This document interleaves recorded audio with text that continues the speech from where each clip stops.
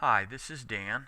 We're going to talk a little bit about photos today and how to enhance them so that they reproduce in the best possible way in a printing process.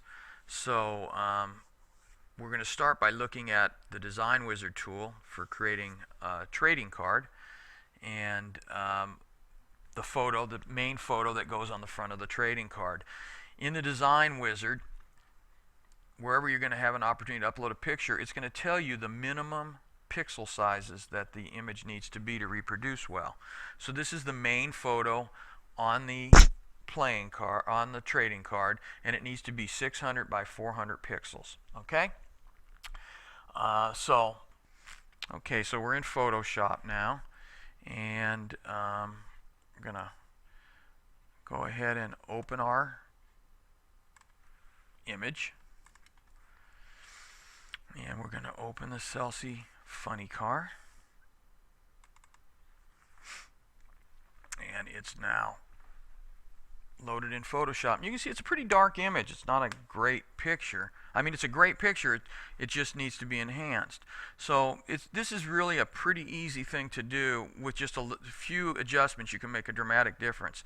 The first thing we're going to do is go up under Image, Adjust Levels. Now, in a camera software, some other software, this might be called Brighten, or it probably is called Brighten. So that you want to look for that if you don't have Photoshop.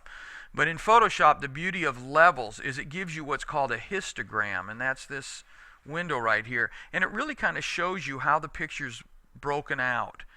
And this triangle represents the darkest areas, or the shadow of the pictures.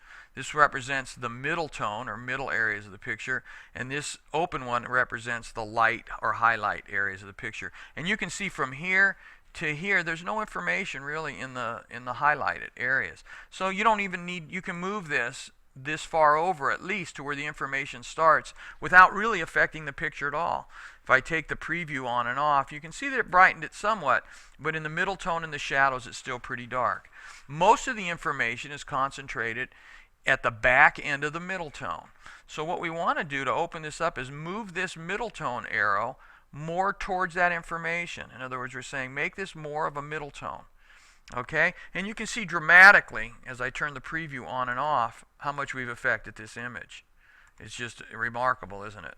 Okay, so we're going to say that's okay. We like that. And that's the main adjustment. Now we're going to do one other thing. We're going to increase the contrast of the image. Okay, we're going to go up under Filter, and we're going to go to Sharpen.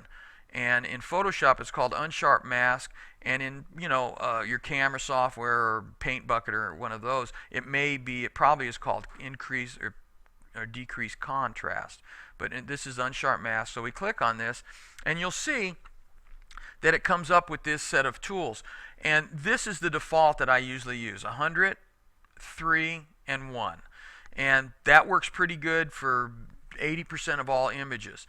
And you can see, just set it this right here. If I click my hand on and off, when it's off, you can see that there's no unsharp masking, and this is with the unsharp masking applied. Okay, so you can see it really increases the contrast up in these window fasteners. You can really see it. If I turn the preview off and you look over here at the main picture, you'll be able to see it do the whole picture. See, the picture gets better.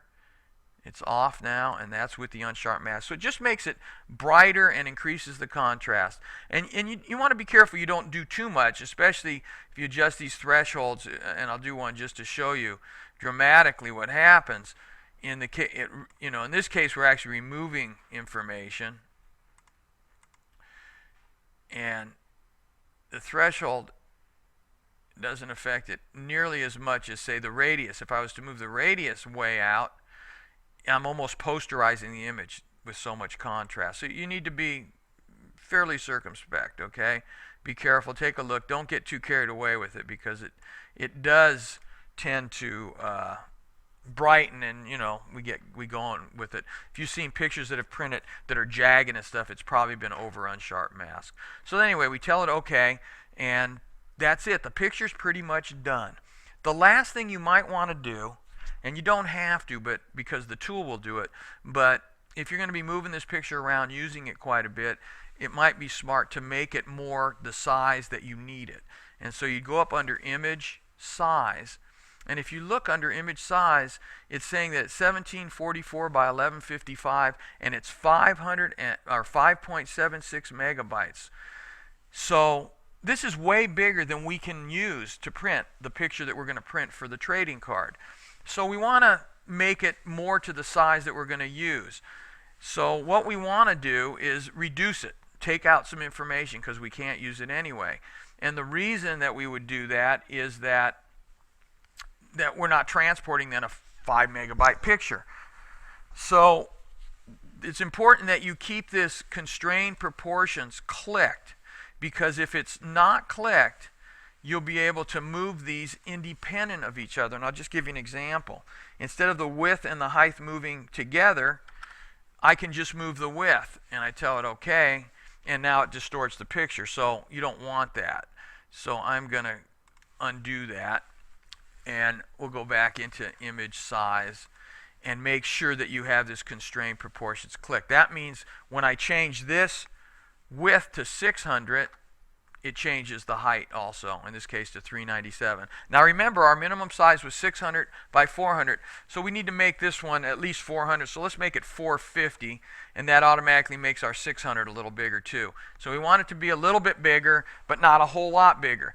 Now it's taken this 5.76 megabyte image and made it into under a megabyte. So it's going to move along in the computer and everywhere a lot faster. So this is a smart move to do, you know, on really big pictures that you're going to end up printing fairly small. So we tell it OK. Now it resizes it on your screen to show you more representative of how this thing would actually print. And we're done. So basically we come up under File. We tell it to Save As. And I always save it as an adjusted image. I never save it to the same original file. Just in case I need to go back, I still have the big file with all its information in it. So I tell it to save, and I'm going to tell it to replace the one I already have there. And the JPEG options here, just leave this at maximum. It's going to give you the best quality, okay? So you tell it OK, and now you've saved that picture, and it's ready to be used however you want to use it. And I've got just a quick little demo of the dramatic effect this has had.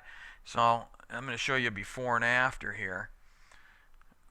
And it's coming up now. Okay, here we go. So this is the before and after shot here of this image.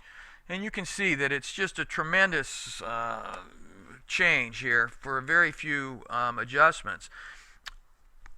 So you might want to consider doing that with these images as you use them. It can make a big difference.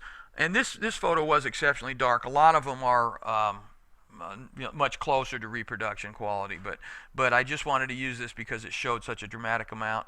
And also, as you use the design wizard, at the end you're given an option to have us actually adjust your photos for you, and I think there's a $10 charge for that. So you know, if you don't have the Photoshop or you're not comfortable, it might be a good investment, especially if the picture's less than stellar. Okay, well, I hope that helps you, and hopefully we'll see you getting some trading cards here. Thanks. Bye.